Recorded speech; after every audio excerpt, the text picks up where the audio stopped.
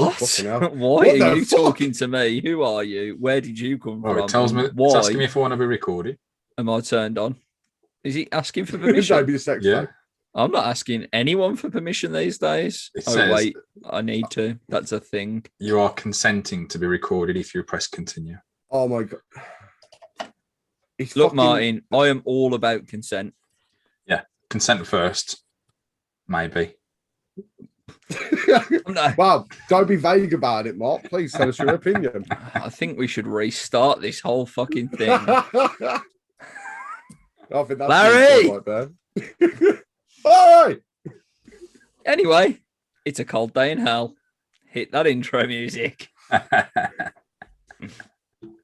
We're back. It is another pay-per-view review. We are in the DeLorean. It is 1997. I am Rob. Staying the fuck sober, Campbell.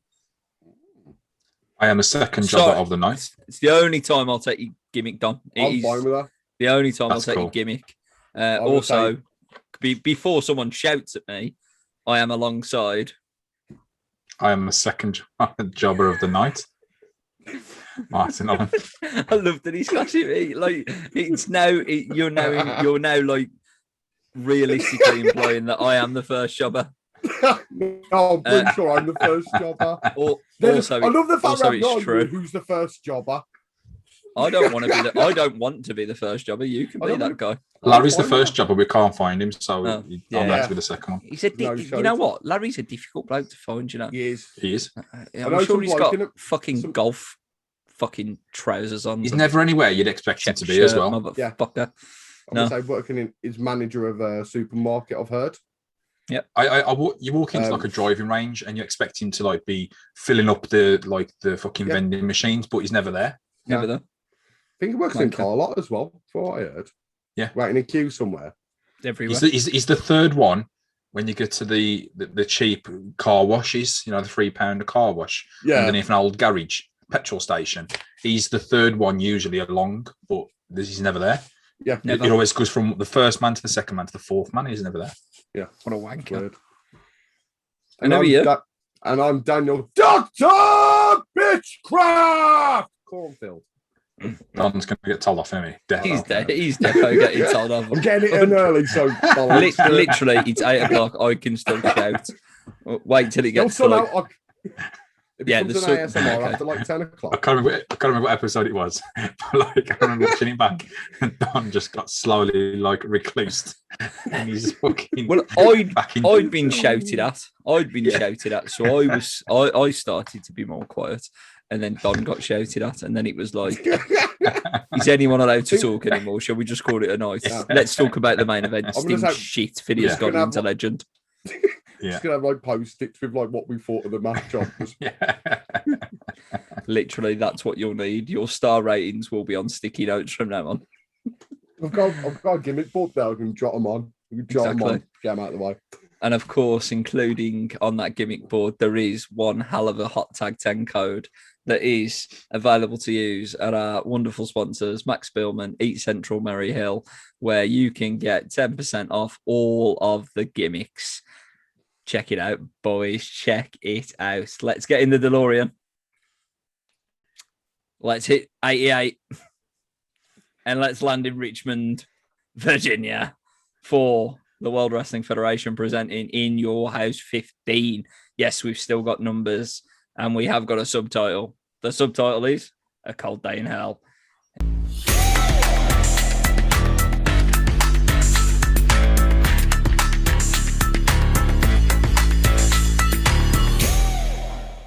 It's the 11th of May, 1997.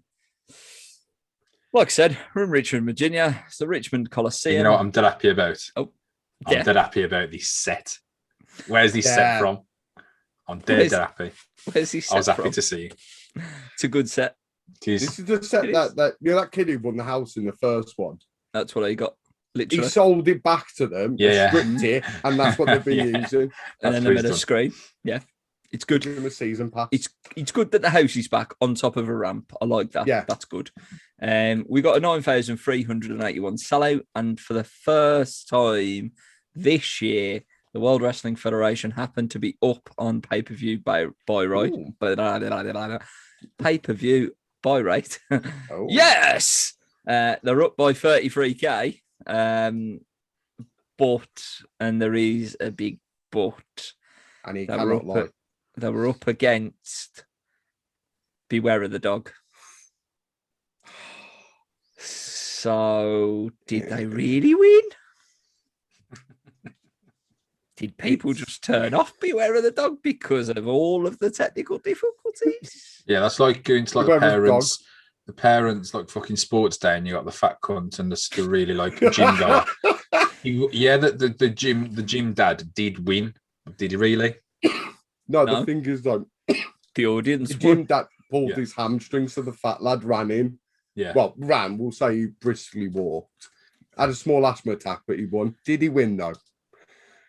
Just remember, on That's My Boy, right? Shout out to Adam Sandler. I think subconsciously you are the reason that I love check shirts so much, by the way. Literally, That's My Boy. The fat guy wins the marathon.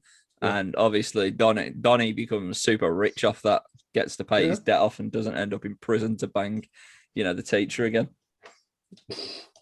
Okay. See, kids, it gets better. So, on that note, 143,000 brought this pay-per-view, and it's, like I say, it's the first time in 97 they've been up year on year. Into the introduction, it is obviously the standard revolutionary force in sports entertainment, followed by some Undertaker Austin promo video. I think the content of the promo was pretty weak, if I'm completely honest. But Todd Pettengill weren't shouting, so it was cool. But we did get plenty of Todd Pettengill throughout the night, so I was all right with that too. 5 stars. 5 stars. 5 stars, Todd Pettengill. There's also some other 5-star promos in this show. But we'll get to them, won't we, Martin? Won't we? Fireworks. We get fireworks, which I felt that was a bit surprising, but we're getting used to this now. In-depth WWF feel where you get them fireworks at the beginning of the show and so on and so forth. Look, we've already talked about the entranceway. We love it. It's got a screen. They've tried to do something different. And also, it's got the In Your House back. It's one of them. One thing I do love, though, shows of this time, they weren't afraid to sort of go, right, this is the gimmick of the show. We're really going to go for it, like, entrance-wise, rather than, that's our entrance. Oh, by the way, the gimmick this month is Christmas. Although that's the same one we use for Halloween, Valentine's Day, yada, yada. So bring them on. More of these. He's shooting on you, Martin, because you want something different for Black Country Championship Wrestling. That's what he's shooting on right there. He's basically calling I'm bringing this whiteboard. I'm just going to draw something different on each time. So that's how I'm getting around that. I'm going to get you. Have you ever seen Dirty Dancing? Which one? The only one. I'm on about the one on the up. Exactly. It's like when people go, "Oh, have you seen Grease?" If you said which one to that one too, like honestly, Martin, shall we just fucking pause this recording, go round to his house, slap the shit out of him, then come back and fucking start again? Come back on camera and beating like you shoveled up. Welcome back to Hot Tag Review. You know why that is? Because you didn't give consent for recording. Yeah. I click continue. Continue. Oh yeah, you didn't make a fucking. This isn't going to go on to YouTube. This will end up on Live Leaks. Watch a lad getting beaten by his two mates review. Motherfucker asking which day. The one on Daily Motion. This is going to be fucking. So anyway, back to Dirty Dancing, Mark. Yes, I did dancing. Like you want all these fucking sets and stuff. I'm going to put you in some fucking denim hot pants like Baby. Sit you on the stage and you can paint that fucking set yourself like she did for the end fucking show. All right. I'll bring that's my what you want. Pants. I'll bring my own hot pants. Okay, that's all right. I've been waiting for so long. Yeah. Pick someone up and dump them on the head. Oh, fuck. Don, show us some dancing. What a back body drop. While I'm running over. Fucking so hell. Glad mentioning back body drops, there was a few. It's a bit out of order, that is, because you know why he wasn't there? No. Did you hear JR at the end of the show? Oh, shit. Yeah. Now he's getting it. 2 and 2 together. I stand by what I said. So, yeah, Vince's close family friend passed away, Rose Anderson. And, well, pour one out and all of that. That's the end of the show line gone anyway. Spoiler alert, JR says that to end the show. Also, happy Mother's Day apparently in America on the 11th of May. Let's roll with it. That's what was going on. They're Americans. Yeah, they don't understand when things are supposed to be. I love the fact that it's Christmas. Well, JR and the King as well. Oh, it's brilliant. He definitely doesn't get in the way, which is cool. I mean, it's a shame the reason why, but obviously we get that chemistry that we're craving and we've been craving. And I think like most of what I've caught this month is commentary, because I'm like, that's fucking class. And they're giving each other so much stick throughout the night. It's brilliant. Yeah. I'm going to say I did get quite a few quotes for each match, but take it. Well, like if I read them, like just tell me shut up and let you read it, like, you know. No, I'm fine. Like you read your gimmick. Don needs his new segment today. Yeah, exactly. Like he's on like voiceover, like John Cena's entrance. It's like, I am Don, and I have the quotes from the match from the commentary team. That's the music. That you singing that right there is that's the music. The trouble is, Mark, we've got to rein him in a little bit here because we've given him his own show, unboxing shit, right? Yeah. He has gone a bit out there. To be fair, he's gone a bit out there. There you go. He's demanded that you fucking paint the stage at Tipton. Like, I never demanded anyone to it. I just said it'd be nice. See, would be nice. It's demanding. So anyway, while we put Don back in the corner, I'm eating pizza. Fuck you. I watch myself get fucked apparently. You can watch, Don. You can watch. Anyway, Jim Ross does say Happy Mother's Day. King's there. Vince fucks off. They play Taker versus Austin. They plug him, I should say. Taker versus Austin for the title. Shamrock versus Vader. So Shamrock's pay-per-view debut. And probably his in-ring debut, unless anyone's caught him on Raw before this. I didn't look, but I think they mentioned it was his pay-per-view debut, didn't they? They didn't say anything about in-ring debut. So he's probably had something in the ring at some point. But but probably at this point, they probably had like the odd dark match where it's like, okay, no cameras, we can just see what he's like. Maybe. So, and then they decided to put him on pay-per-view. I refer back to WCW last month and so King does cut a promo on Shamrock at a commentary straight off the bat, which he's a theme throughout the night, really. Ahmed's on the go. They're plugging him hard because he's on the Gauntlet match. They put him over really, really strong here, Ahmed. And you are going to hate what I say later, but it's true, and I don't think anybody can deny what I'll say. But that's when we get to the Ahmed section of the show. Let's talk about your free-for-all match, Mark, because this is the one that you really want to talk about, all 3 minutes and 36 seconds that we didn't get to watch because it's not on the WWE network, of the Rockabilly with the Honky Tonk Man beating Jesse James. What do you think of that, Mark? I haven't even watched the match. Well, but what do you think that, they're on? I just generally what to think that they're in the free for all. They didn't make the pay-per-view. What's that all about? Well, I'm sorry, but like you got fucking Ahmed Johnson in a gauntlet match. It started. The feud continues. No, I'm going to literally I'm going to be calm about this because it is getting a bit out of hand, really. But Ahmed Johnson, I don't know why the fucking hell that they put Ahmed Johnson in a gauntlet match with at least 3 members of the nation. Would you think it'd be more then?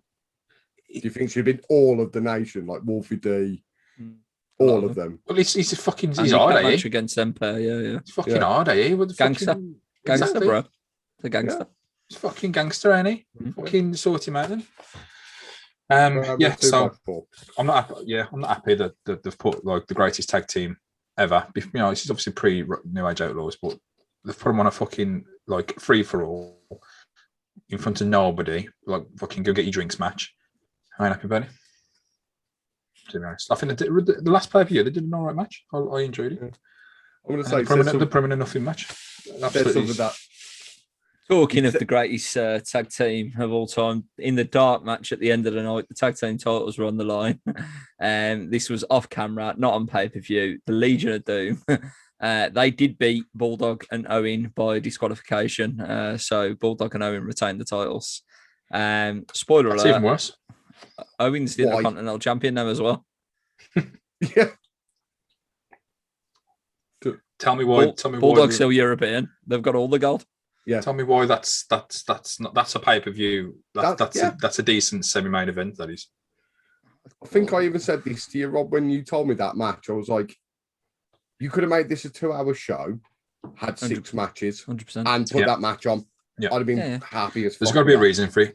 Politics have got to come in some way. They didn't like something that happened. I don't know if it's a network issue with the In Your House pay-per-views that like WCW clearly had a 2-hour 46-minute cut off. They had to get 2:45 in, end of story. They got that in and then they can go home. I think In Your House, the last 2 that we've watched have been around an hour and 45 minutes. Yeah. Oh. Lads, I coughed. Cover me up when I'm coughing, talk, do something. I can't keep doing this fucking whole thing. Now we just paused into corpse.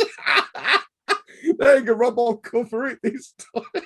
Thanks. I just couldn't shoot on you for real. It's not a thing. It's not a thing. I'm sorry. I'm sorry, baby. I didn't mean it. Fucking Adam. I want to kiss you all over. Fucking over again. Mentioning sing-along and dancing. It's Flash Funk, motherfucker. Caught you at the right time there, didn't I? You motherfucker.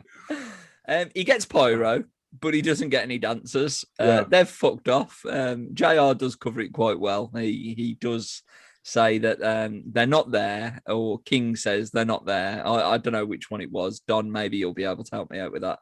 It was definitely one of them. It was definitely one of them. That's good. Guy. I like that. That's all he's got to say about that motherfucker. Solid answer. I was running. And they covered it up quite well by saying they didn't want to be out there because China. So that gives you an idea of who his opponent is. It is Hunter Hearst Helmsley with China. Still no Triple H. Still no 3H gimmicks. It is Flash Funk versus Hunter Hearst Helmsley in our opening match. What a fucking Jim guy. Corderas as the referee. What a fucking guy. Who? The man, the game. The game. The king of what kings. What a fucking guy. What a fucking... He's looking more now like... I think his physique's looking a bit more defined. Steadied. Yeah. His fucking entrance jacket is fucking on fire. Like, his gear's on fire. I had a proper boner for Hunter Hearst Helmsley in this. How do you feel about his theme music? Being still like Ode to Joy, I believe it is. Yeah, it suited the character well. Obviously, it's not a typical theme music for a wrestling show, but Ric Flair's got I don't know what that name is, but Space Mountain. Yeah, I think it's actually called Space Mountain. Or Daniel Bryan's got Fly to the Valkyrie. Flight of the Valkyrie, yeah. Yeah, that wouldn't necessarily sometimes be before he remixed it anyway, the Daniel Bryan one. But yeah, brilliant. Suits him down to the ground. What a guy. Fucking love you. What a guy. I would say commentary was very strong on China as well. Like, they put her over hard in this.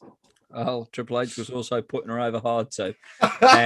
So, first of all, I want to just mention that we can finally hear Howard Finkel, and we get to hear him quite a bit throughout the card, which is impressive. Yeah. Because that man we deserve to hear. I want to just say, where the fuck is Hugo on Spanish commentary, and why is Tito Santana dressed like a fucking school teacher doing commentary? What's that all about? I think Hugo had to do something, so he called Ariba man and went, mate, can you come in and do us a favour? He had to do a drop over the border, like. Yeah. Yeah. Tell you one thing though, when I saw the French it's in Breaking Bad. I popped because I got to see my Chicken favourite man. French commentator. I got to see John Bastard. I was very happy. It's also actually popped. Gene Bastard. John Bastard. John Bastard. That's what. Yeah, literally, that's his name, isn't it? John Bastard. Imagine if you could get like fucking Jean. Was it Jean Bastard? What's his name, Rob? John Bastard. John Brassard. John Brassard. Jean Brassard. John Brassard. John Bastard. Get him dressed as Jon Snow to Game of Thrones. Yes. John Bastard. We got a merch alert. We got a merch alert. In his big furry coat, sitting at the commentary table. John Bastard. Love it. Absolutely love it. What a meme. What a meme. John Bastard. So yeah, Ray Rougeau and John Bastard are there for the French Canadian people of the world. Look, it's the first time that we see Shotgun Saturday Night filmed in an arena setting rather than a train station in one of the highlights that were shown. The beginning of the match, Flash Funk decides to gyrate in front of Hunter Hearst Helmsley. I didn't like that one bit. Then there was a nice shine from Flash Funk. Crowd aren't into it at all. And again, it's more of the same as the match goes along. I think it's a good match with two good wrestlers, but the character's killed Flash Funk. Like, it's killed him. No one's interested. You ain't got Naomi and Cameron coming down to the ring. Oh, they were the ones with Brodus Clay. My bad. You ain't got the 1997 version. I was going to say, do you know their names? Did they even have character names, or was it just the Funkettes? They were the Funkettes. I mean, separately, did they have names? No, they didn't have Naomi and Cameron. Two. No, there you go. They're just the Funkettes. Yeah, look, cats in the hat. There's Funkette A and Funkette 1, just because no one wants to be overpegged over the other. Exactly. There you go. What I did like about this match is when the father and son got kicked out of the Hart Foundation seats because they'd gone, oh, look, no one's sitting there. Let's go and sit there. Oh, let's go and upgrade. To their own upgrade. And then the security bloke was like, no, you can't be sitting there, lads. Fantastic. Father and son of the year of Richmond, Virginia. They're like, oh, well, they've saved seats for us. Let's go. Little ginger kid, fantastic. Them are my new, for the Larry Awards Part 2, them are my newcomers of the year.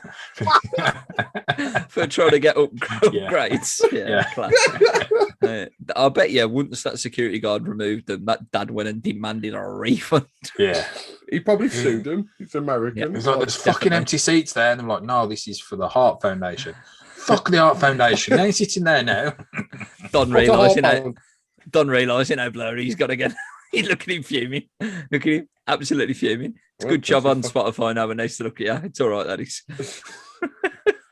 Son's got the face for Spotify, I love it. He's the name of his sex name. Anyway, this match is pretty shit, so let's get through it. The commentators put over the fact that China has been getting more and more physically involved at live events or house shows, as we call them. There is a lovely cut off by China. They got the biggest heat of the match by far. Triple H has a nice cuddle with Jim Corderas, the referee, while that's happening. I kind of enjoyed that, if I'm honest. Awesome. I really enjoyed that overhead back to belly to back suplex that Triple H did.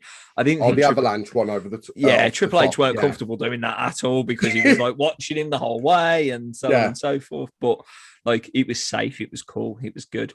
And then, pretty much, I thought that could have been the finish, but obviously Triple H picked him up, give him a nasty pedigree. And realistically, other than the cut off and one more bit of interference from China, it was a pretty clean finish for Hunter Hearst Helmsley on pay-per-view. And that's the first time we can really say that this year, I think. 10 minutes, 5 seconds. Dave rated it 1 star, and I'm afraid I rated it the same. I did rate it 1 star. I am the second jobber of the night. I will go second, Mr. Blurryface. Hey, it's cleared up! I've said that now, it's just going to cut off completely. You know what it is? I can't see you. The Ghostbusters where you the shout at the fucking slime and he gets angry. Yeah. That's what I need to do. Just like acknowledge the more anger I show technology, the better it'll work. Your love is lifting me higher. What a tune. Love it. I've rated it 1.5 stars. I think purely because there was some decent moves that like Flash Funk did. To be honest, I was pretty impressed with some of the things he did. I think he did like a spinning inside arm bar thing into a pin at some point. I can't remember exactly what the move was, but he did something a bit funky. Yeah, pardon the pun. You know, It's going well. It's going and well. he did some on the top rope as well to the outside. He was like that double jump, but he jumped over, stopped, and then 180'd out onto the outside. Nice. I thought, fair play. Yeah. There was a couple of spots. The crowd didn't react, did they? And they didn't do fucking nothing about it. They're just like, okay, yeah. When's the taker going to be on? That's that old couple from the Black Country. There's like, where's the Undertaker? Fucking shooting. I love I'm it. going to say he forgot. He don't want to shoot on Ahmed Johnson anymore. He's just going to shoot on everyone else. Good. Martin versus the world. Let's do it. Let's shoot on a lot of them. Also, my therapist said to try a diversion tactic. Yeah, I love the fact that I spoke over Rob as well to blur that out. You're welcome. Couldn't give a fuck anymore. I gave the match 1.5 stars. Nice. No, same reason. You read that down after you said it, Matt. No, I want to see a timestamp, you motherfucker. I'll write it like this next time. It's like, well, same reason as Mark. There was some really interesting spots, and the crowd just weren't into it. Okay, but I thought it was a decent match these two had. Mm-hmm. Yeah. Did you get any quotes from the commentary team in this one, Mr. Tay? I got there was like a couple of things. I think this was like the starting of when they started ripping on Triple H's nose. Really? They started making jokes about it, but the one I picked up was actually about China. Oh, well. Of course it was. This is all the quotes tonight are from King. Like JR did not get one in, if you ask me. But the quote I got was, "Good job, I read some JR ones, Dan." Oh, good. Okay. Does she have a boyfriend? She seems like she needs a man friend. It's like, wow, that's very pointed, sir. He sounds like somebody who's been turned down. A jilted lover. He's a one-track lover. Turn it to a lane. Nice. Welcome to the musical edition of Cold Day in Hell. Literally, he's better than talking about some of these matches, I'll tell you. Yeah, post-match, China absolutely displays her strength by picking Flash Funk up in like an Alabama Slam sort of way, but then just dropping him on the top rope so his dick hurt for about a week. He probably needed Bret Hart's wheelchair for the rest of the week, to be fair. Yeah, definitely. Because obviously he didn't need it by the end of the night. So Triple H embraced China like a dude. I'll see you back at the hotel later. Yeah. Get your fucking dildo on. Then, literally, I don't know what was going on with the production on this show, but we cut randomly to JR, who is on a loud microphone speaking to the arena. Okay, he's talking about the five seats that fucking son and dad got kicked out of a minute ago. So we had to put on a loudspeaker just so nobody else got in the fucking seat. Literally, that's what they've done here, haven't they?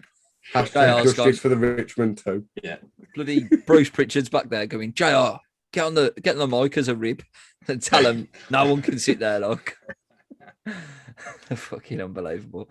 And then it's all about Ken Shamrock, who delivers quite an intense promo, but halfway during this promo, it cuts to a video of him getting battered by Mankind and Vader. I wonder if you post that picture of him getting battered on the floor. Do you think you'll like that one as well? Ken. No, he'll probably go, you can't see enough of my face. I don't like that picture. I don't like it. Best one. Ooh, that's a shame, unlucky. And then Mankind's music hits, so on his way to the ring. They repeat footage from Mankind fireballing Taker on the Raw, and then they show what happened to Paul Bearer, and they make a point that Paul Bearer hasn't been seen since him getting burnt by The Undertaker at last month's pay-per-view. They're obviously called again Revenge of the Taker, that one. Can I just say, look, as well, like, do you think somebody else is booking these to the different pay-per-views? Do you think, like, Bruce Pritchard's like looking after these whole in-your-houses rather than it going through Vince McMahon? Because it seems like it's a bit funny how, like, everything's got a story on these pay-per-views, and there's a lot of recapping and there's a lot of, like, explaining where people are and why, and more or less every single match has got, like, I think every single match on this card has a recap of sorts. Yeah, or do you think they needed to do that to sort of, like, they needed that extra input to make the show worthwhile, or it just seems like it's totally different to a normal booking of a pay-per-view. Do you know what I mean? I think because go on, Don. I think because it's such a obviously the in-your houses were a bit cheaper, but they weren't going to get a lot of people in because they're not like big pay-per-views. So there was like, if you come in, let's advertise. We'll explain, and also if you want to keep watching, tomorrow night we are doing a Raw. So maybe to be advertising. Probably a bit of a try before you buy, like except you've already brought, so you go. So you've already brought product. It, it's buy then go for the try. Yeah, with the TV ratings being lower. Obviously, they're not winning the war at this point, are they? So, I guess that Don's on something there with the free advertising of the program. Tune in tomorrow because this is the type of shit that we're putting on there, like the Undertaker getting, fireballed. You don't see that on Nitro, do you? Do you know what I mean? So you just see Hogan and his crew go on for 45 minutes. Then you get a cruiserweight match. Then you get a finger poke of doom. You're welcome. Also, 83 weeks.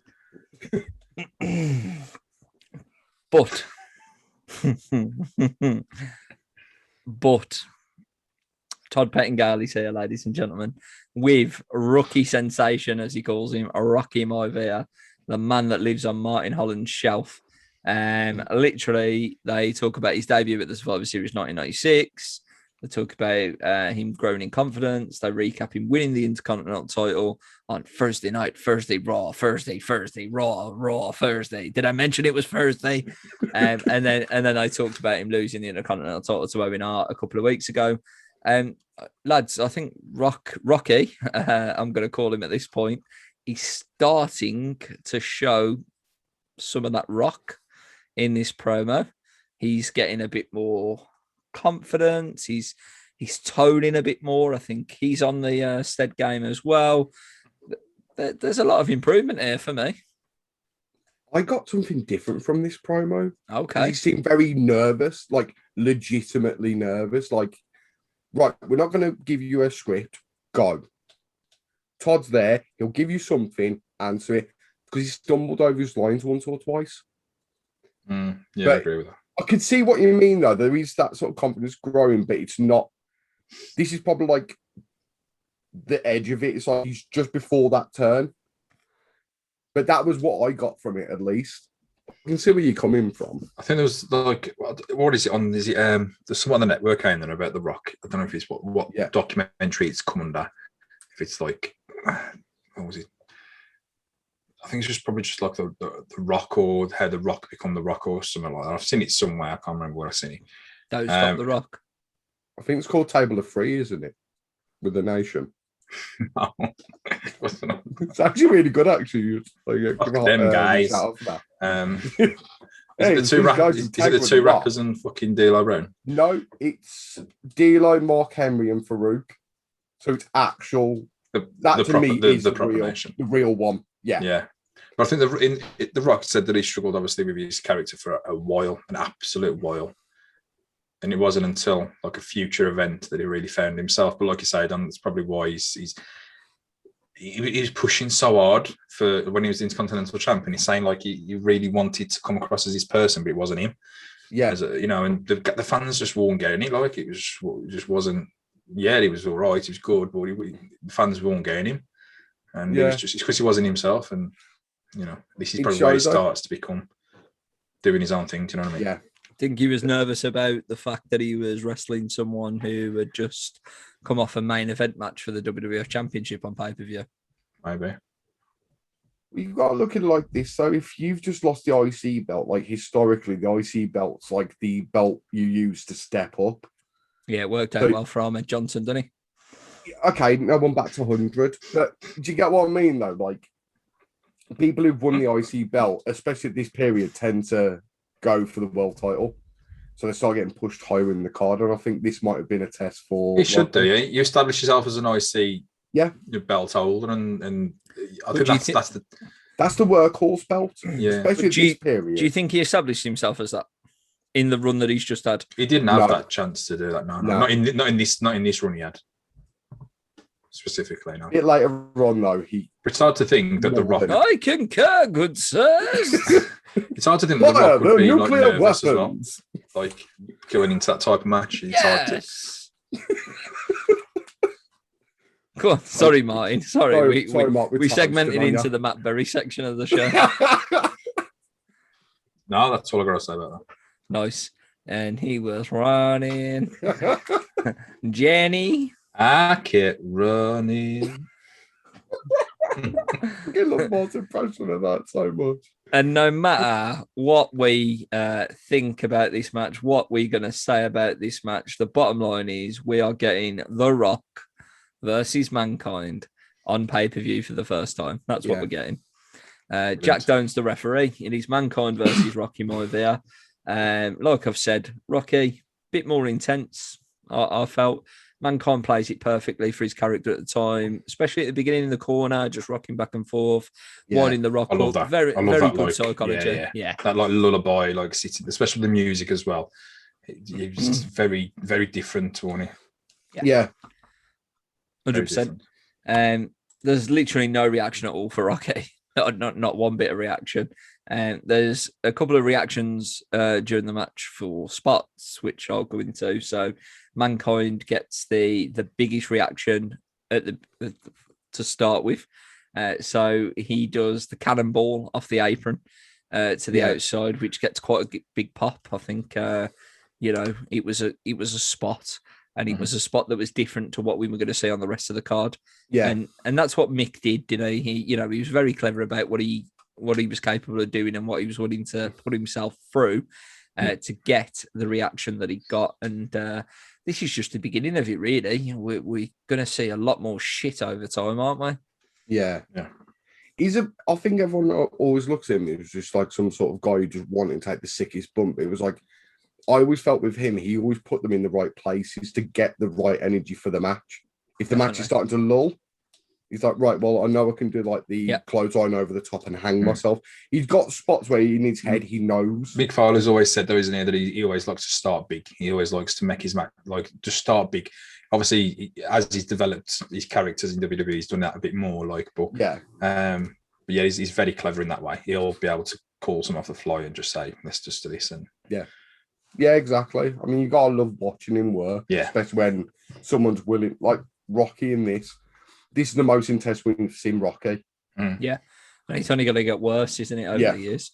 JR plugs the WWF magazine, talks about how Mankind is a loving father, to which King quickly asks JR if he's got kids and sort of laughs about it, like there's something a bit untoward about what he's asking. JR is quite sharp in his response. He says, I've got two wonderful daughters, you prick, basically. And then he goes, actually, what about you motherfucker? Do you want to talk about your kids? And then King's like, nah, I want to talk about Mankind. What are you saying, lads? Well, King's son is too cool. Grandmaster Sexay.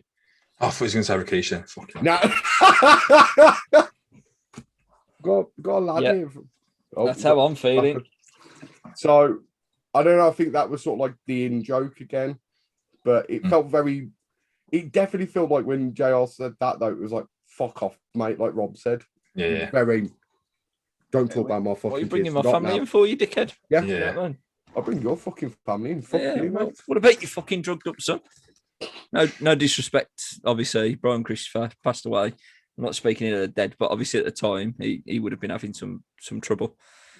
Hence why King and JR were having the type of conversation that they were having. It was very sharp. Rock bottom on the ramp. Rock. Remember when that used to happen? Michael loves that. Michael was so stunned by seeing the rock bottom on the ramp, he took a back bump. Michael wants to stab me. He is after he knows you've knocked his picture over. Sorry, Mike. What a maneuver. Rock bottom on the ramp, and that gets obviously a bigger pop. That's the one that I was alluding to earlier, where we do get some pops, and that was the biggest one for me in this particular match. I think people are starting to like get onto that rock bottom he's used that probably a bit now over the Raws and all that sort of stuff. He's really putting that move over. I would hope that he's starting to finish with it, but based on where the match went, he's probably not finishing with it because he's got this shoulder breaker gimmick. He's got this crossbody from the top rope. Yeah. He's just put it into his repertoire for a bit, but not actually put it in that finishing spot. Well, look, when he starts doing the people's elbow, it doesn't become the people's elbow straight away, does it? No. So that's the stage we're at with the rock bottom at the minute. Yeah.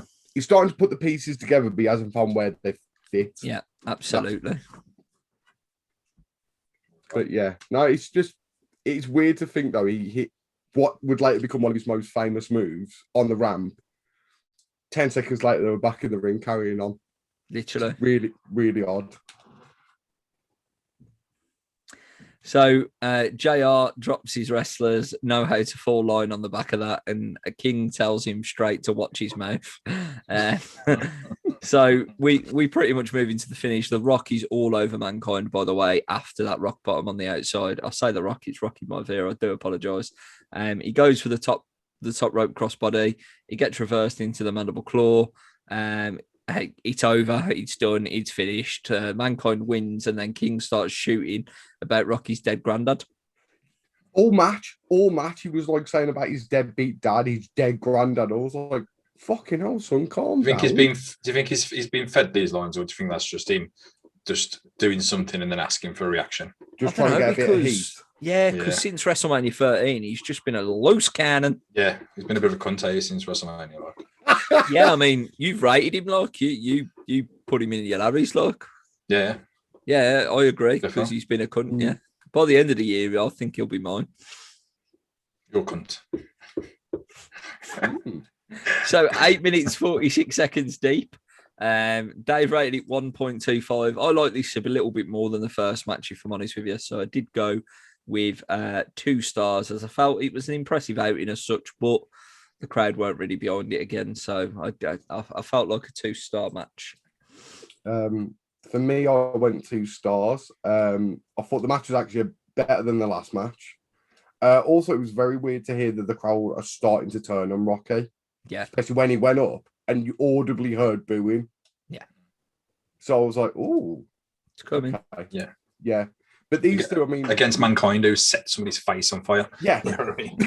The champion's face. Look at this bastard. Exactly. He's like set cunts on fire.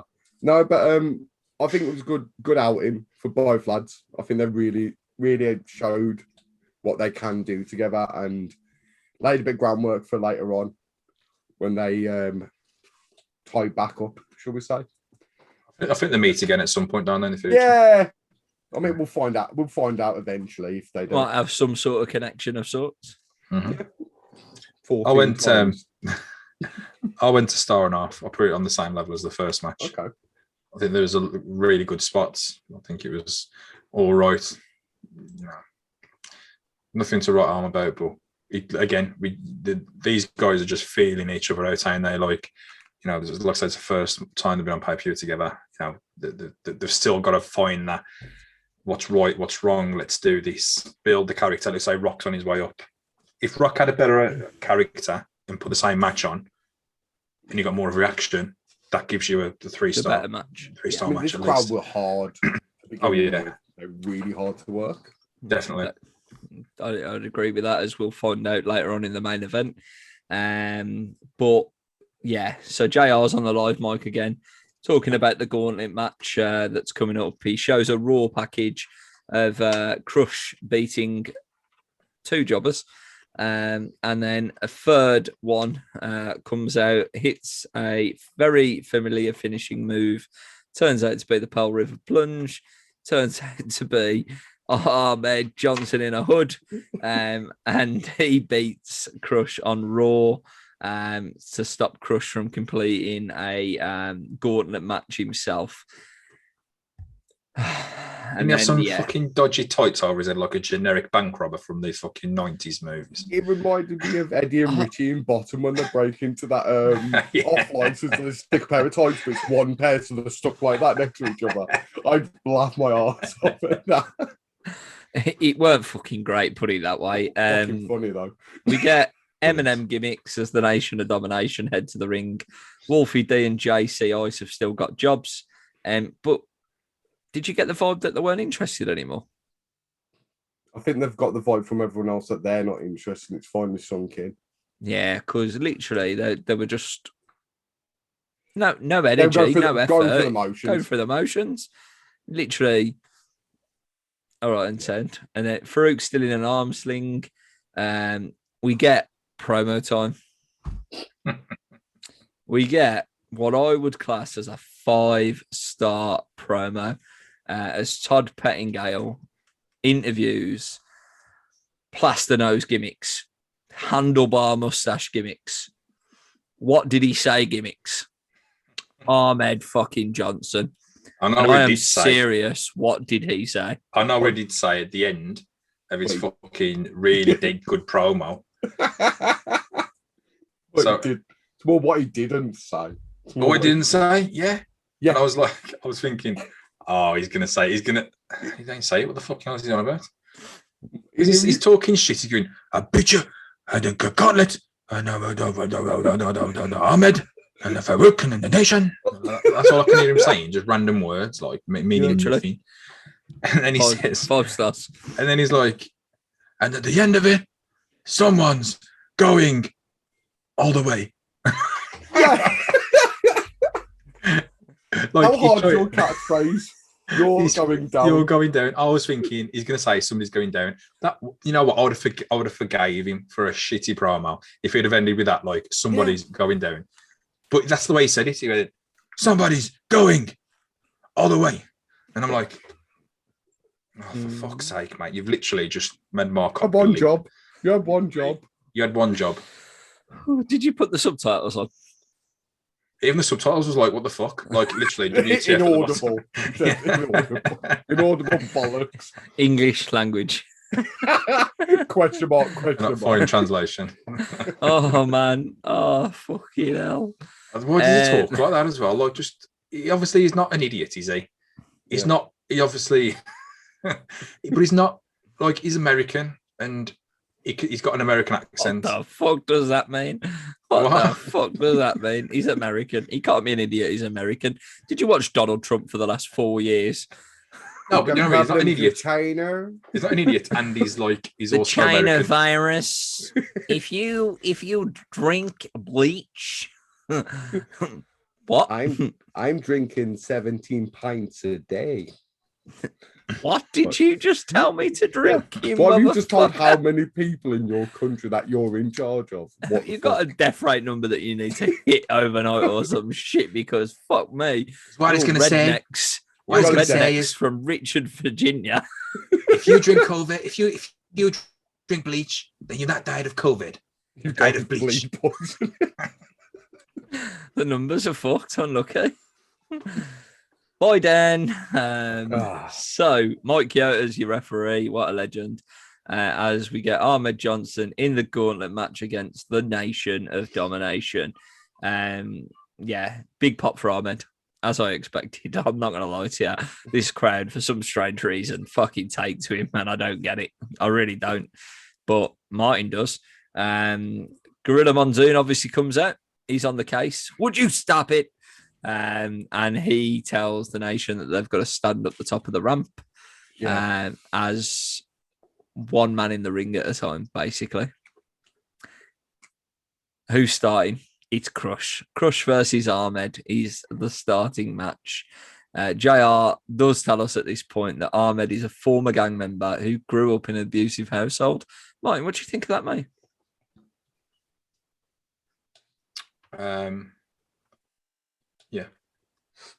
Yeah, I agree. Shit's given. I agree. Crush hit Sweet Chin Music. Lol. There's no post. He did not fucking hit that. He was about 2 foot away from it. Yeah. Used the force. Ahmed John Cena the fuck out of that Sweet Chin Music. Oh, fucking. What a bump. Yeah. What a bump he took off the fucking wind. And we talk about that and we know kick he threw as well. That Ahmed threw. The finish, like, for this match. Right at the beginning. No? Oh, okay. Axe kick he tried to do. And he done the back to front, didn't he? Yeah, so it was like the opposite Yeah. leg right before the super kick. Yeah. So the guy's head's there. He'd be like the right I leg. watched it an hour ago and I don't remember. That good. Spoiler alert. Now he hit it, but he hit it the opposite leg, and it just looked really odd. Yeah, looks Didn't shit. it?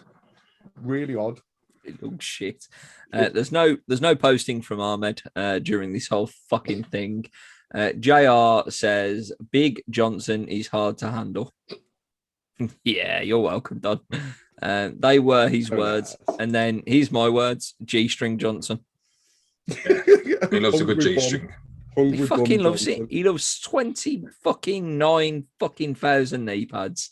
He loves a G-string. What the fuck is going on? Imagine if he turns up in blue gear. I wouldn't be happy. I don't think I'd be happy. Just at this point, why don't you just buy tights?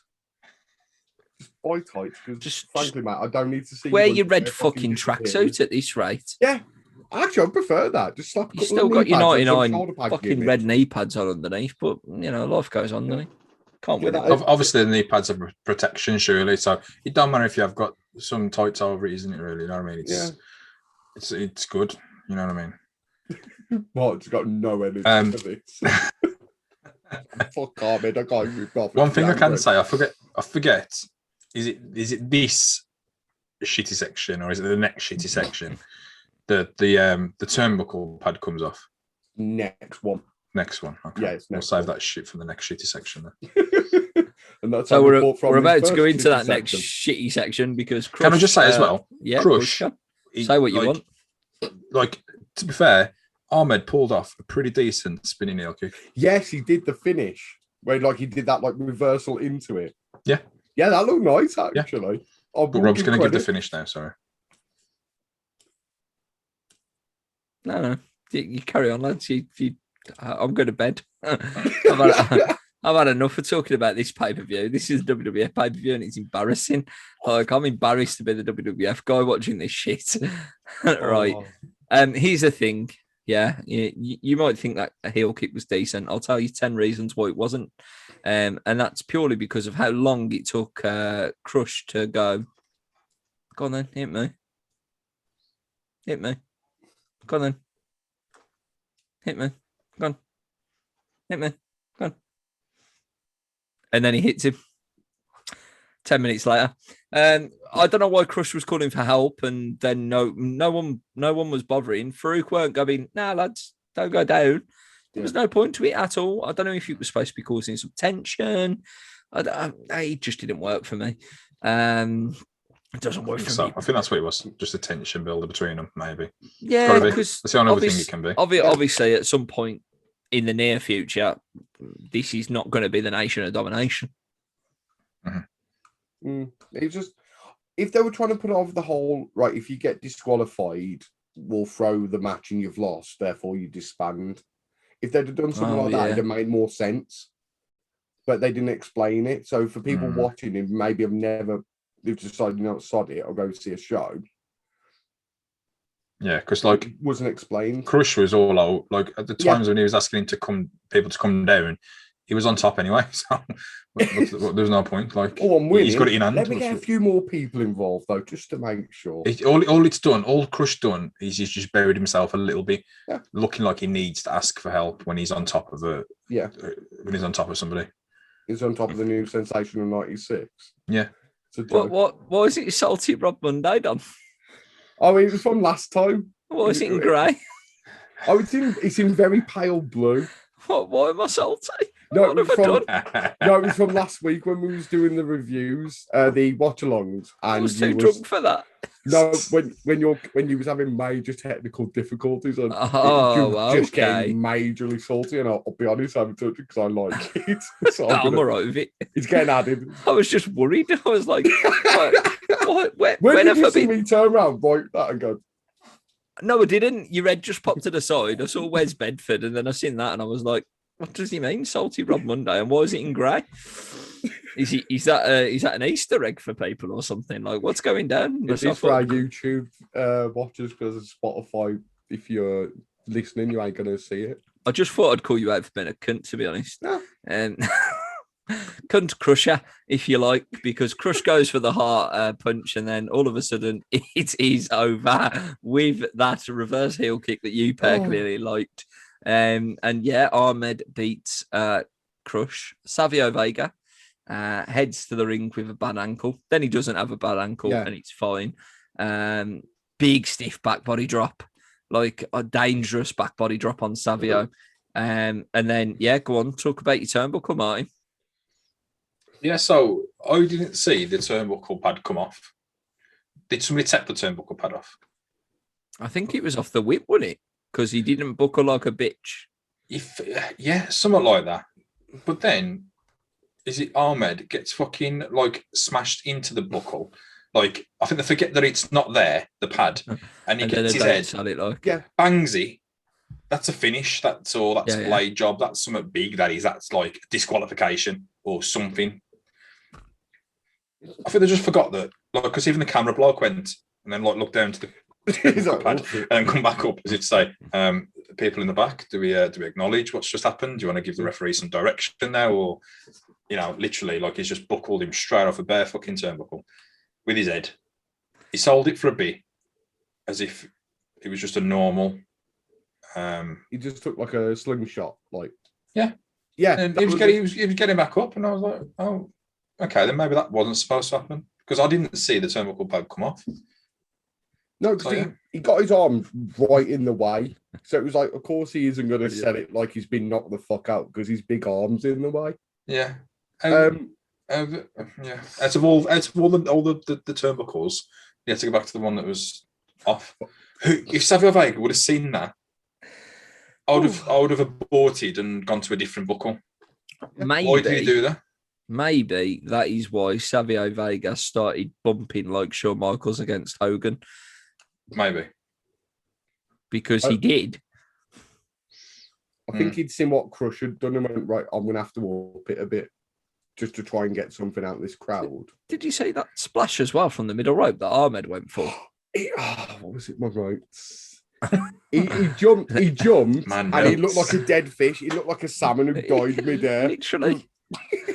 That FIFA goal celebration. What does your note say? I want to know how you've written that down on your notes. Okay. Dead fish Ahmed. I've seen dead fish jump better than Ahmed when he dived off Brett's rope. Nice. I will say this as a sort of part two of pretty decent heel kicks. Savio hits a really nice one in the corner on Ahmed. And then out to the outside. I love that spot. I love that. You don't do that in a Royal Rumble though, do you? No. Mil Mascaris. Imagine like you're going out on a high, like literally. It's like screw it, goodbye. Yeah. It was nice, I do like that spot. So that was probably the highlight of this spot. Look, this second little match was worse than the first one. But that wasn't much to go off as we. Can you believe how much time this fucking match has had? For fuck's sake. It was a black hole. All the fucking politics before it. And then you got these, I'm sure them like 6 minutes each. That one isn't it? Pretty much. Crusher's got 6 minutes. It goes 30 minutes 25 in total. Bell to bell. But then you got the shit before. And that's what I'm saying, the shit after as well. Yeah, you're talking 20 odd minute segment. Yeah. I'd probably say about 6 minutes for the first two and then maybe 3 minutes for the last bit. But did anyone catch? So I'll mention it in a minute, actually. I'll mention this in a minute. What, Ahmed Johnson's erection? Hard not to. He definitely had an erection. He was getting humbled by the Sheiky baby and he enjoyed it too much. Savio Vega, for whatever reason, was giving Ahmed Johnson an erection. Yeah. Maybe he knew that he was going to be fucking beat up by a steel chair. Like, maybe he knew that was coming. Can we talk maybe about that was turning him on. You can't help where the blood pumps, bro. You know what I mean? Can we talk about when Savio was pumping in that direction? I'll tell you. Can we talk about when Savio got the chair? Did anyone else catch this when he shoved the bell ringer, and you got Fink and another lad just corpsing? Yeah, there's a bloke in the corner and he's just proper laughing. Did he have like a cap on? Like the guy with the beard, and he did have a cap or something, and he was just like, thinking, what the fuck's, I think I got it written down. Savio attacks. Savio shoves the bell ringer. Both Fink and another lad, fully corpse, send for the man. Love it. It was Oh, beautiful. fucking hell. Best part of the match, that actually. That's the 5-star point for me. Watching Finn corpse. Beautiful. Amazing. Savio hits another super kick, so this one's on the outside of the ring, and then he gets the chair, as you mentioned there, to corpse Fink and the lad with the beard and the hat to get disqualified. Just yeah, I want to get disqualified. I've had enough of this. Obviously, he beats the shit out of Ahmed with the chair, which Martin was probably very happy about. Yeah. Good. Yeah, I loved it. Good. And as well, like Savio Got your Vega, retribution a little bit, didn't you? Really? I was quite happy with him. Like Savio Vega at that point gave me an erection. So Good. yeah. Quang. Yeah. Quang. Straight in the bank. But like Savio Vega, like didn't he have like a limp? There was Yeah, 'cause they all limp gimmick. They all had injuries. Yeah, they had ailments. What was it? Yeah, because he had a flu. Crush had the flow. Savio He had had a the dodgy ankle. ankle. And Yeah. then Crush So- Farouk's got the arm in the sling, and everything was a ruse. It's so in your house, one, ain't it? Literally, Brett's ruse. Yeah, that's it. It's all a ruse. Fuck. Ahmed going off Brett's rope. Fucking the nation pulling Brett's ruse. Fucking Flash Funk needing a wheelchair for a week. It's all going off here at this in your house, I tell you. Right, let's get to the finish. Farouk turns up. It's a ruse. What a fucking spine buster by Ahmed. I must give him that, right? Because that was a big fuck off spine buster with a huge pop. Farouk Sanin gets it for me. His legs shaking like and everything. He's fucking really sold the shit out of that spine buster. It's good shit, man. Good shit. I enjoyed that. Pearl River plunge followed by a kick out. What? Yeah. What? I think it might be the first person that's kicked out of that move as well. Potentially. I mean, the crowd weren't happy with it. Ahmed, he didn't have a fucking clue what was going on. So he That's got the chop case, blocked. though. Like, why didn't he just like leave it a bit longer to the pin? To pour over the fact that he's exhausted, he's been through 2 matches already, and then hold back on your finisher and give it a bit more credibility. You know what I mean? Save it a bit. Like he kicked out, after that, but it took him a bit of a time to pin him. Do something like that. He's knackered, he's been beat, and then he kicked out. Instead of just doing it straight away, man, it just don't work. I think the problems with moves like that where they fall into a pin. Yeah. It's very hard to do that. It's same with like the perfect plex.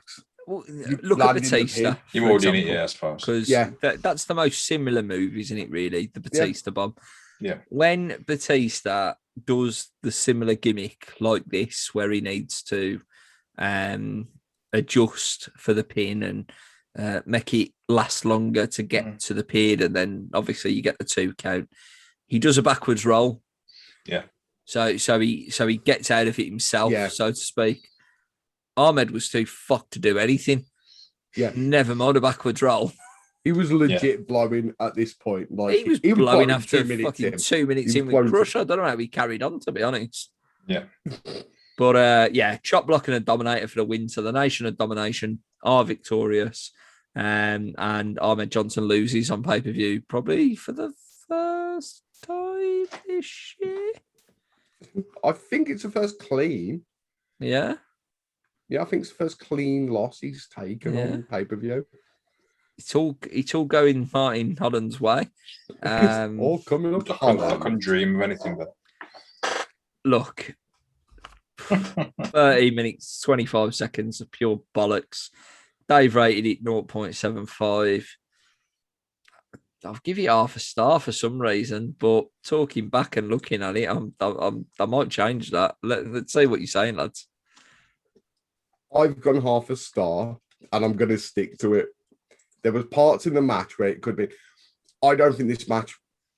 If you'd have had someone else work in this match, they'd probably planned it a bit better. They'd have segmented it. It seemed like a bit of a rush job. Like they knew Ahmed didn't have a good tank. So but they kept him out there for 30 minutes. Why would you put that? Why would you do that though? You could have. The way I'd prefer to have seen this. He's a new sensation. He's got to keep up with the fucking guys, ain't he? You know what I'd have preferred to have seen though? 4 weeks ago on Raw, he beats Crush. 2 weeks ago, he beats Vega. If he beats both of them, he gets Farouk 1-on-1 for the You know, for the hey, Farouk's not got a title, buddy. No, to split up the break up the nation. Yeah, keep the same gimmick. There you go. Finish your storyline. I like that. That's good. Yeah, that's good. That's all you have to do. Using the TV to build to a pay-per-view. I'll make a book out of you. Yeah. He has his moments. When he's led down the garden fucking path, he is. Yeah, exactly. Then I left turn into a wall. That's my style. You got to hold his hand. He's like a toddler. Honestly, he's like a toddler. I see the ice cream man. I'm going for it. There you go. Next minute, you know, fucking, he's joining Maddie. Where's Mother? Next thing you know, he's licking the glass to the garden centre. Tastes like blue. Jenny, yes, Mark, what you rating it? 0. 0. Yeah, said. All right, then. Cool story, bro. Like it was going to be anything else. I would give it half a star for the spinning heel kick with the lane. There's too many negatives. I'll be honest, that fish dive saved it for me from being a 0 star. The spine buster for me, I think. I think it the was spine buster. It was more the sell on that spine buster. That's what I'm saying. I love a good spine buster, don't I? So yeah. JR and King take us back to Raw to show us Shamrock commentating between Vader and Goldust. All kicks off a little bit, gets a bit messy. Vader promo with Todd, who shoots. He shoots. Todd Pettingale shoots on Vader. He says, Vader is tearing through the World Wrestling Federation and he's also tearing through Kuwaiti news reporters. Vader doesn't even acknowledge it. Like, I thought, fucking hell, Vader's going to lose his shit. I'm going to be honest, I think these two are boys, so he's just saying it to try and rib him. Yeah. He's definitely ribbed him. 100% he's ribbed him. I think it's hilarious. Then they show the replay of the attack again. Mankind and Vader on Shamrock. Like, that made a fucking difference for when Shamrock walked down to the ring. Yeah. It made not one bit of difference. There was no point in doing it. It's pointless. Also, it's Vader time. Yeah, absolutely. Yeah. Good promo, though. I really like Vader's promo. There was a good energy in this. It felt probably like the best fight. we've seen of him without Jim Cornette there. So, I'll give you that. And look, this match is fucking dog's bollocks, so let's get through it. So, no holds barred. And we're giving a rules fucking gimmick graphic where it says winner by submission or knockout for a standing out count. Immediately, JR quickly saves us and says, there's no standing out count. Because obviously Vader needs longer than 10 seconds to recover sometimes. Like, do you know what I'm saying? So at least we're getting rules, because in WCW, we don't get fucking anything to explain what's going on. We just have to guess it as we go along and listen to Dusty Rhodes try and explain it. And let's be honest, that ain't never fucking happening, is it? Especially when Bobby the Brain Eden's mugging him off while he's sipping on his vodka. This is why you need a Tanay there, just to cover the bases. Giovanni's too busy telling us about the NWO, the WCW. Like, he's too big. He doesn't know what the fucking rules are. He's got to tell the stories he has. He's an executive producer. We haven't got fucking Tony the Tiger, the women's specialist, fucking telling us about bollocks we don't need to know. Fucking dickhead. Anyway, Tim White's the referee. Ken Shamrock in his pay-per-view debut against Vader. Okay. JR immediately puts over Vader in Japan. Nowhere else. He's not worked anywhere else. Just Japan. He's done well there. He hasn't had any death matches of any sort in fucking WCW, has he? Of course he has. Never been to Texas. Never been to Texas. Never had a Texas death match in fucking Louisiana, has he? What a guy. What the fuck is Shamrock's music? Please. Shit. Good answer. I was trying to work it out. It's like Shamrock's music for me in the Attitude Era is like so iconic. Yeah, 100%. But like, I didn't even know what it was. I couldn't even the Rocks is like sort of like you can the Rocks music has evolved. You can hear a bit of the Rocks like music in there somehow, and it sort of develops down it more and more and more. But he hasn't started off with anything here as he can Shamrock. It's just. They've just given generic music. Yeah. Because obviously they're doing the walk downs in UFC. You wearing a Rocky Balboa dressing gown? Yeah, all right. And we'll give you this one. Yeah. Shout out to the boxing glove. No head pounding on the stairs, but Yeah. none of that. Just gets in. It's not a This is Shamrock Raw. that we know, though, is it? This is Gives it Ken all the Shamrock, Rocky. the cage fight. This isn't Ken Literally. Shamrock, the wrestler. Agree. Mm. There's a rope break, so JR has to cover up the rules again, even though it's a no holds barred match. But you can have rope breaks as you break a submission. I'll be They honest. didn't specify. I even looked at why they're counting the rope. So there is holds barred then? Yeah, there is. Because if it's no holds barred, then You'd be no DQ. in no DQ. Because a hold is like I've read like Chris Jericho's arm bar, The free handle family credenza. Arm bar, if you got something arm bar, it's no holds barred. So you can all the holds should be okay. Don't matter where you are. Or it should be no holds barred except if you buy the ropes. Nice. I think they should have booked this as like a sort of ultimate fight. Obviously, being he's from the Ultimate Fighting Championship, and gone knockout or submission. Oh, break the league up, that's it. We get some Lions Den matches as we go along, don't we? And so on and so forth. So they I do think try. They try different things, but this is their starting point, isn't it? And it's a bag of shit. Look, fuck me. Let's just get it over and done with because it's a slow opening. They're trying to play psychology card. And unfortunately, they're not equipped to do psychology, the pair of them. I don't. That's Vader's my blown opinion. out our soul. He is 100% as well. He's rolling in and out the ring like it's his fucking bed or something. It's because he's his fucking breather, man. Like he's fucked. It's terrible. Vader gives a big fuck you reversal from the armbar, though. Like honestly, so brutal that reversal. The one that gets me is when Vader picks him up in a suplex position and then just drops him to the outside. Yeah. And he lands all on that leg. And I'm just like, oh, like it hurt me watching it. Yeah. Can you imagine how he felt? Yeah, fuck that shit. Vader with the worst ankle lock in the history of pro wrestling. Fact. Yeah. I don't think you'll see a worse one than that. I'm going to say that fucking Fujiwara armbar hit on a Shamrock, that rest hold, like this rest hold that can legitimately rip your arm apart, and he's just lying there on him. Just lying there. Like doing no effort. Panda style. Absolutely panda style in him. It's a shame. As well have been inside of him. I think in this match, like Vader give Shamrock a lot, to be fair, more than what he gives most opponents in terms of selling and trying to put him over, isn't he? Yeah, and he does give him. He considers a bit of respect there because if Vader don't want to do a job for somebody, I can see Vader just turn around saying, "Fuck you, you haven't put him on the show or not." And in all fairness, Mark, you're absolutely right in what you're saying. Think of a time that we've watched Vader where he hasn't stiffed anybody in the corner. I didn't see him stiff Shamrock in this match. No. I'll tell you why he didn't, because he's probably thinking, if I stiff him, he will shoot. Shoot on me. Yeah. And he's a legit fight like as well. At this point, like especially with like MMA in like early '97, Ken Shamrock and Dan Severn are like neck and neck for the best fighter in the world.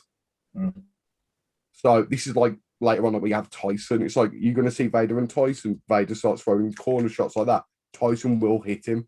Literally. So I think it's that mentality. There you go. So Vader hits a beautiful. So Vader's scared then, basically.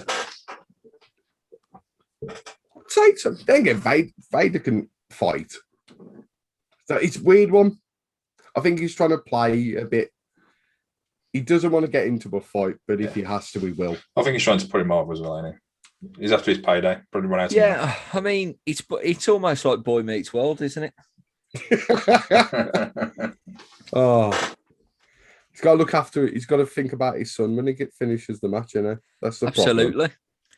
So yeah, Vader hits a big moonsault, and I mean, he hits it. He doesn't miss it. He definitely doesn't miss it. He hits him right on the fucking head. But then Shamrock hits one hell of a slam, puts a leg lock in that's broke up, but we quickly go into an ankle lock. It's not the best ankle lock that you'll see from Ken Shamrock, but it doesn't take long for Vader to tap out. So we're trying to put this finish over. It does go a little bit too long, I feel, for Vader, especially 13 minutes, 21 seconds. Dave really enjoyed this one and give it 3.25. I've given it 0.75. What's with you going with the 0.25 gimmick? Yeah. I just, you know what? I didn't want to rate, like, because I rated Flash Funk versus Triple H, right, at 1 star. Yeah. This weren't better than that. And neither Ahmed and fucking The Nation definitely weren't better than that. So I have to go lower than a star. But you can't go. But I'm not quite 0 stars for any of them. Because Spinebusters. I really like this match.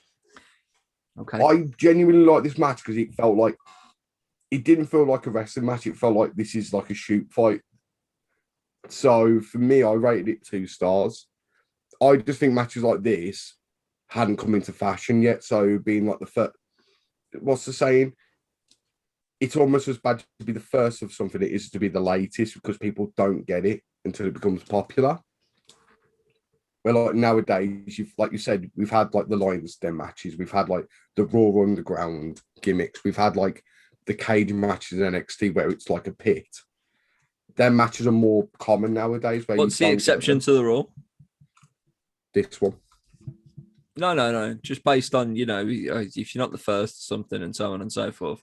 Yeah. What's the exception to the rule? Because I'm telling you, there is one, and we're going to review it this year.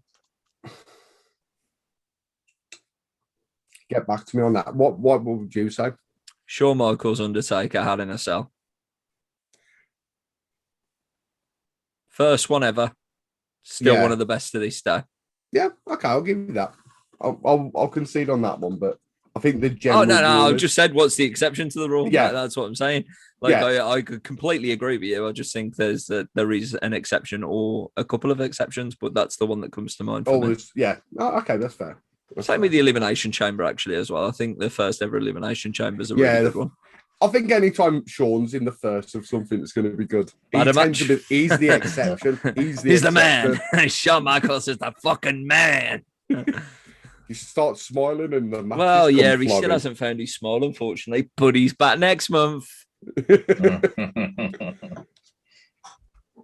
I went a star with this one. Okay. Again, it wasn't as good as the others, apart from the Ahmed Johnson. It'll always be better than an Ahmed Johnson match, but yeah, it was all right. Just wasn't there, was it? You could tell there was just. Did Shamrock break his nose as well? Was that a thing? Yeah, he definitely did something. He busted it. He looked a bit flat, didn't he? And for some reason, Vader wanted to keep that mask on as well. I don't know if it's for protection or. Normally it's off, ain't it? I'm going to say, like, first drop of blood, that thing. To be honest, though, he's probably sick of fucking losing money because, let's be honest, Vince McMahon's probably phoning him every time he takes it off. You're breaking kayfabe, you got a fucker. I know, yeah. Well, you think when he took that blade job on Final Four and he's fucking leaking? Yeah. That mask everywhere. That stayed on for a bit longer than I gave credit. Like, we watched WCW where him and Foley had the Texas Death Match. It was off after 2 seconds. He didn't even start. Fuck this, bang. Big Leon, man. What a guy. I'm going to say rest in peace. Rest in peace. Rest in peace. All right, Tom, how you doing? So Austin and Todd talk about 5 empty seats, a solid promo from Austin. It's definitely the best, the second best promo on the card, I should say. Sorry, because obviously, you know, Ahmed Johnson did a promo. Number 1. Yeah, of course he is. You're going down. You're going to the end. Merch alert. Do you know what he was? He was trying to think of lyrics for Linkin Park or some shit, wasn't he? Trying to come up with new metal 3 years before it became popular. There you go, exactly. Mike Shinoda took note. Writing lyrics for fucking Papa Roach nowadays. Little known fact. Austin just fucks off during the highlights. Literally. Broke fuck's sake. Broke him. Again. Look how happy he is. Oh, are we back? Are we fucking back? Oh, you are, yeah. You are. I'm fucking sick to death of these technical fucking difficulties. Honestly, they're winding me up week in, week out. The fact that you was just like, you froze and there wasn't even any like robotics. You just stood there and you just like freezing for ages and then you just went, And my fucking back. That's nowhere. Love it. This show, as always, is sponsored by Technical Difficulties. Your internet connection is unstable. So, yeah, look, Austin and Todd. Austin fucks off before Todd has a chance to show him the highlights of him getting a stunner in on Taker on Raw, and also what Todd calls a tombstone pile driver, which was, in fact, a choke slam. But Todd was a little excited. Maybe, that earring that he was fucking wearing was like playing up or some shit. Why was he wearing a press stud? What's that all about? It was acceptable in 97. Yeah. Oh, right, fair enough, Don. In fairness, I think Todd's just excited to be on pay-per-view, because when was the last time? Yeah, he was other than a voiceover gimmick. Yeah. Shout out for the next in your house as well, where he's actually turning up. I'm watching it for that. I'm watching it for that reason alone. I love Todd. So still no huge pop on the glass smash. It does get louder as Austin walks out. Undertaker obviously delivers his solid entrance. There's no fucking flicky lights this time, so that's good. The Hart Foundation actually get the biggest pop. That's what I felt. Did you not feel that way? I felt Taker did, but the Foundation definitely got a bigger pop than Austin. So it was I don't know. I think they're just getting ripped by the audience. It was like, oh, fucking hell, here the heat. All of the heat. It's weird that they've walked down the ramp to go and sit in the empty seats. Yeah. What's that all about? So, like, you backstage. That's what I'm saying. You come through the crowd, don't you, and stuff. You know what I mean? Yeah. Well, they finally figured that out. If you'd have found where that lad and his kid got kicked out, you could have just come in the same way. Yeah, that's what I'm saying. If they're leaving, you come in. Just watch it in Gorilla. What's that? Exactly. Yeah. So don't buy the seats. They could have fucking. You know what? That pissed me off as well. Like that dad and that lad. Listen, right? Right? You're on a train. You're going to London Euston, right? Yeah. You ain't really reserved your ticket. You ain't really reserved that table that you want with the plugs and the fucking nice flippy table and the lamp and all that sort of shit. You've got the two-seater right down the back, furthest away from the toilets, yeah? But above this table, it says reserved from Coventry to Watford, yeah? Why can't I sit in that seat until somebody comes and kicks me out? Mm-hmm. That security guard has been a bit of a cunt, really, ain't he? Because he could have let that lad and that dad sit in that seat because they didn't turn up until then. Exactly, and then say, "Excuse me, mate." Like this Mr. Hart and Bret Hart, Mr. Hart in his wheelchair, isn't it? Yeah. Can you just? Would you mind just going out the way now? You've had a good show, ain't you, mate? Yeah. High five the kid. Yeah. You've had a good time, ain't you, mate? Yeah. Tell all your mates about us. What advertising is that? Yeah. Instead of get fucking Brian Pillman coming out with like a fucking crazy motherfucker, fucking swinging a fucking crutch around, scaring all the kids. What the fuck's that all about? What would have been brilliant? Yeah. What would have been brilliant though is the kid walked off. He turned around, and went Brett, and Brett looked and went, "Fuck off!" Just fully heel turn. So I just had to update the board quickly. Justice for Richmond 2. For the father-son duo that got kicked out of in your house. Oh, fucking brilliant. Austin attacks Taker in his jacket. He's still wearing the belt. Yeah, I love it. Austin attacks Owen. He died the other day, obviously, anniversary. What a legend. What an absolute legend. We've been talking about spinning heel kicks. He's got the best one in the game. Best one in the business ever. Yeah. No one will ever top his spinning heel kick. And that includes Mabel. So he's second, obviously. The top 5 of spinning heel kick, he's 6th. Let's be honest. No, I thought we said the top 5 was Owen Hart, King Mabel, and Viscera. And then Edge and X-Pac. Yeah, but X-Pac should go up higher because he does the karate thing and then go, yeah, suppose he loves that, though. He gets a 1-up for me.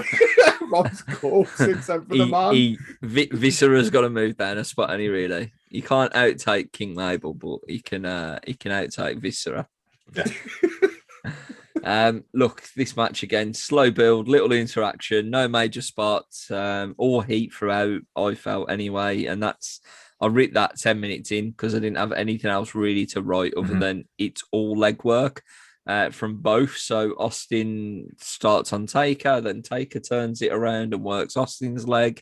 And then, I mean, the legs, it didn't even matter what they did towards the end of it because the legs were back to normal. Like they didn't follow the psychology of the match all the way through, which really hurt it for me. It's definitely not SummerSlam 98. This is probably the worst time you'll see Undertaker versus Austin on a match. Especially if you think this is the main event of a pay-per-view as well for the title. Yeah, look, Austin's on an upward curve. Taker's already there. He's been there. He's the big dog, you know. He's the godfather of the locker room. He's the one picking up the fucking slack while Brett's nursing his knee and Sean's finding his smile and so on and so forth. Oh, man, trying to find anything. But he hasn't really got any superstars to work with yet. And that's not any disrespect to Mankind who he worked with last month or Austin that he's working with here. They're just not their fully evolved Pokemon characters yet. And that's that, isn't it? Yeah. They're Charmeleon, they're not Charizard. And it's a common theme throughout the night, you know, even in the free-for-all with the greatest tag team in the history of the World Wrestling Federation, according to Jobber number 2. Whether we agree with him or not doesn't matter. But then Triple H, Rocky Moyer, it's all a theme throughout the card, really. Ken Shamrock, I mean, he's just turned up, but he will play a bit more of a major part in the card over the next few years. This is the thing, we've caught WWF now. A lot of their big guys have gone. They're trying to rebuild. Yeah.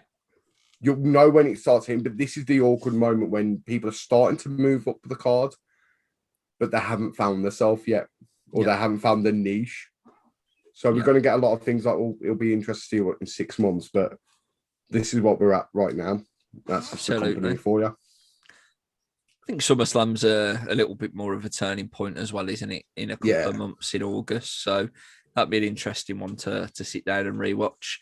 King of the Ring next month. Looking forward to that one. I love SummerSlam for one match. Yeah. One match purely. I'm gonna throw the cage match as there we go. Yeah, I'll take that.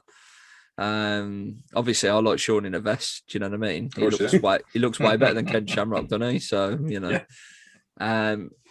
All leg work. Let's go home. So let's 2 low blows slow go, I should say. And I did like this spot really. So obviously Austin hits a low blow on Taker and L's like, you can't do that, you prick. Next time I'll disqualify you. He turns his back and Austin flips him the bird. Right? Yeah. The crowd popped really, really hard to that. Taker then kicks Austin straight in the dick. Austin's complaining about it. So he's still a little bit heelish here with some of the actions throughout the match. And Earl basically tells him to go fuck himself and flips him the fingers. And I'd argue a bigger pop. Oh, wait. It's that time of the night where kids do wrestling. Bear me a second.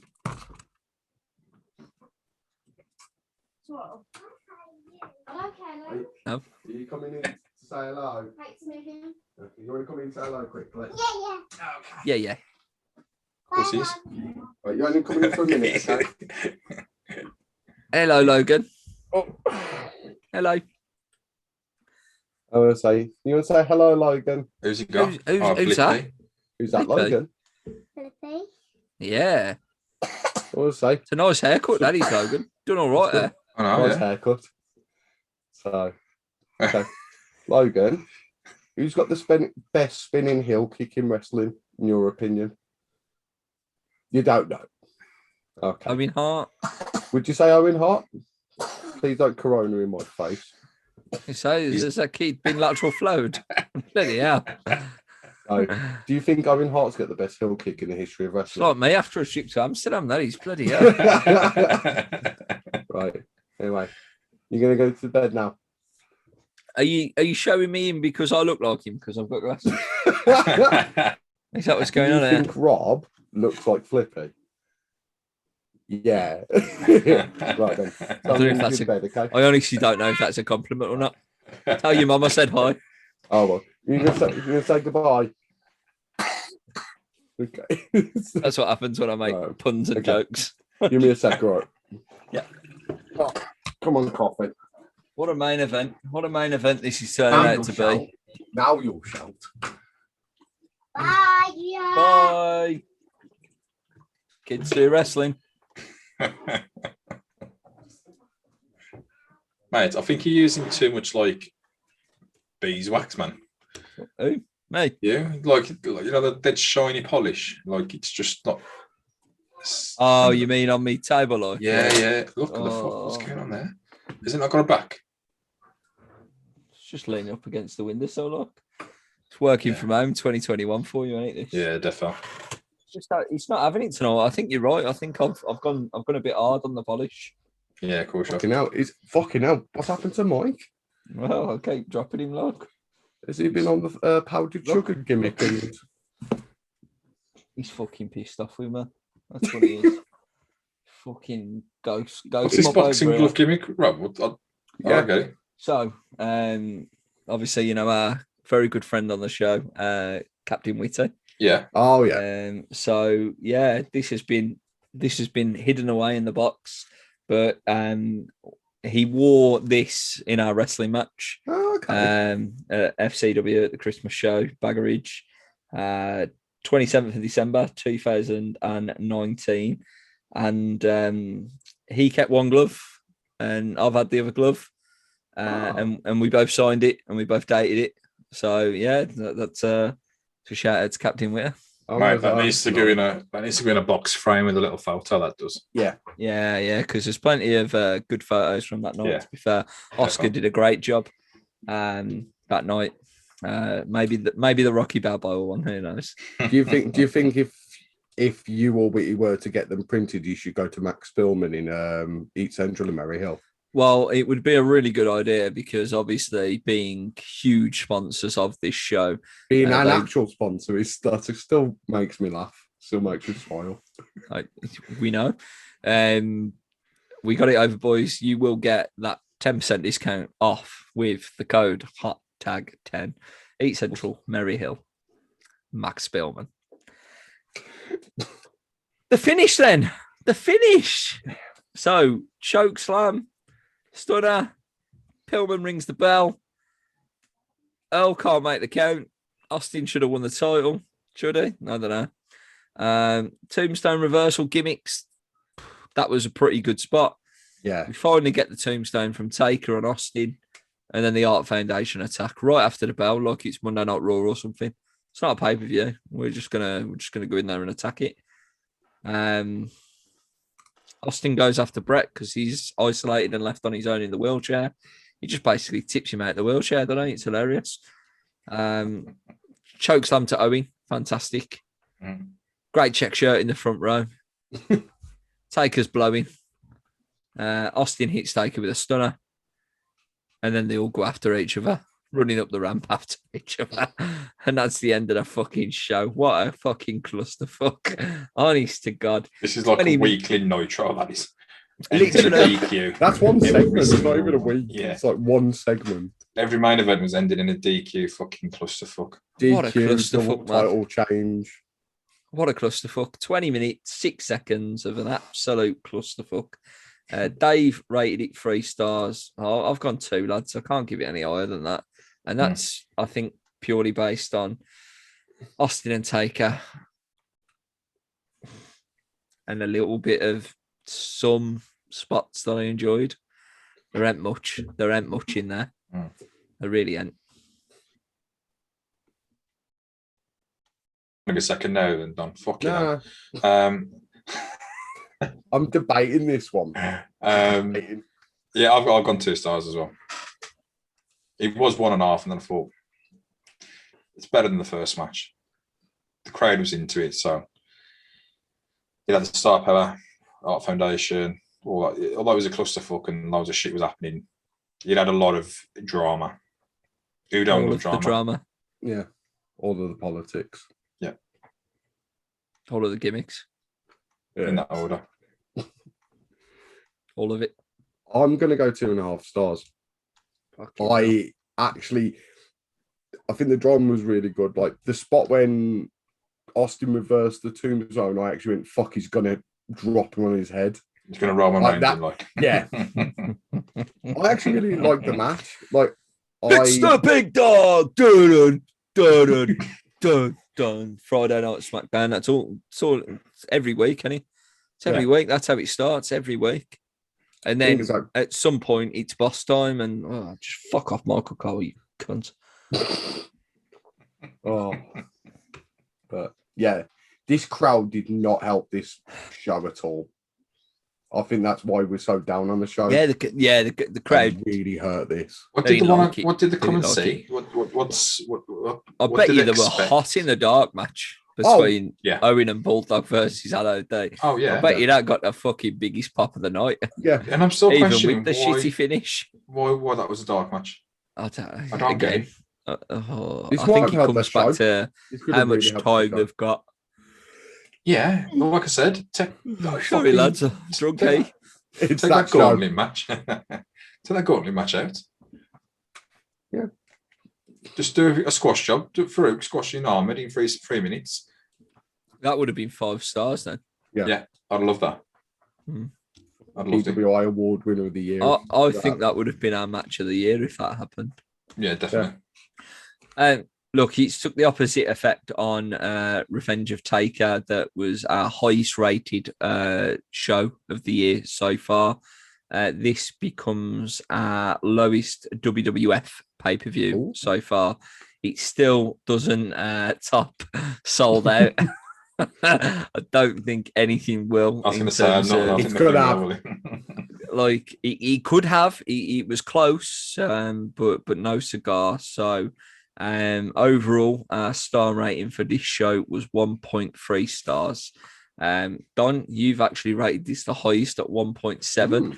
And actually, Martin, you've just picked me a little bit. So I rated it 1.25, and you rated it 1.2. Which, well, says a lot. That's all I got to say about that. But that is WWF in your house at 15, a cold day in hell. What's coming up? We got Great American Bash from WCW as our next one on the pay-per-view review, along with King of the Ring 1997 next month. They should be fun. We got Talking Shop returning with season 2. We've started to book some guests already. Reach out to us if you want to be on, and we'll consider it. Try it out. Give us some suggestions if there's anyone you want us to interview. Absolutely. Drop us a message, man. Good. And I'll drop them a message and try and get them booked. I just want to give a quick thank you for all the support, along with everyone who has brought the Ahmed Johnson You're Going Down t-shirt. It's still available to order. So get your order in, drop us a message, and we can get that with you ASAP. I know I can't wait to get mine. I can't wait to wear it. Literally all 3 of us in that top on this show during Ahmed Johnson's King of the Ring match is going to be amazing. It's time for bed now. I'm not going to lie to you. I have drank far too much this weekend, even probably more so than the other weekend when I drank 2 bottles of whiskey. I've probably equated 2 pitchers of dark fruits at least on top of a little bit of whiskey. Good effort then. Yeah, the Bag of Dome reopened, so that was fun. We obviously visited Alan's sports bar for Black Country Championship Wrestling to secure the venue so we can get that show on the 22nd of October, which is going to be amazing. Yeah. And then I went to Dirty Rockers in Dudley yesterday to see our very good friend, Mr. Chris Godsize, the man, the myth, the legend. He sang a bit of rock tonight, which was fun. But yeah, I drank far too much. So, and you sang too much as well of that story that I could see. It's rock the night, brother. You gotta have a go, ain't you? Hey, what the fuck? Hey, carry on. Where the fuck is Mick? Where the fuck is Mickey? You know what that is? You know what? He mugged me off, to be fair, literally. So we're sitting there and he goes, anyone got any requests? So I didn't shout out first time. I thought I'd leave it. And then Tom was like, come on, you got to ask her. So he shouted again. So I went, rock the night, yeah, fucking play that motherfucker. And he obviously ignored everybody, but then he went, Rob, did you get me a drink? And I just went, yeah, why not? I didn't buy him a drink at this point. Right. He went, are you fucking lying to me, Rob Campbell? I was like, yeah, what do you want? And he didn't tell me what he wanted. And then one of the bar staff come over to me and went, they're buying him a Coors Light, most people are. I went, well, get him a Coors Light and get him a fucking double shot of JD. Like, motherfucker's going to mug me off. I'm going to mug him off. Right. Let's see how you handle that, motherfucker. Because he's already sipping on the Jim Beam. He's already having a go on the Jim Beam on stage with the lager too. This story is really long and nothing to do with the pay-per-view. This is the outside score of Hot Tag. This is what happens every Monday night when the camera goes off the air. We're just deciding to leave it on a little bit longer tonight. You say a few things we can't show. Literally. So, yeah, he played the first verse, and I know for a motherfucking fact that he only knows how to play the first verse. Like, he doesn't know the lyrics to the second verse. Like, do you know what I'm saying? Like, I know that because he did it on one of his lockdown sessions on Facebook Live, and he only played the first verse, and he went, I need to learn the rest. So don't fucking blag it because I didn't buy you a drink. Just be honest and say you didn't know the rest because I know my limit. Because that's how it starts on the second verse. And also Larry. And also I've been Rob Campbell. So we'll see you next time. I've been alongside. I am second jobber of the night, Martin Holland. I've been Daniel. To keep a long story short, it was a cunt. Cornfield. What's that?